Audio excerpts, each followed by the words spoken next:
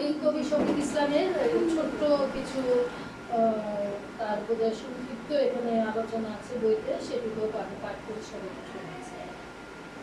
কবি শফিক ইসলাম। পিতা আমির আহমদ, মাতা রেবেকা বেগম।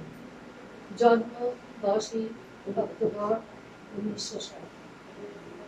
পদ্মা কুমার নদী পরিবেষ্টিত ফরিদপুর শহরে পূর্ব খাবাসপুরের শান্তিবাগে তার জন্ম বেড়ে ওঠে। কবি মনে করেন প্রকৃতি তার পাঠশালা।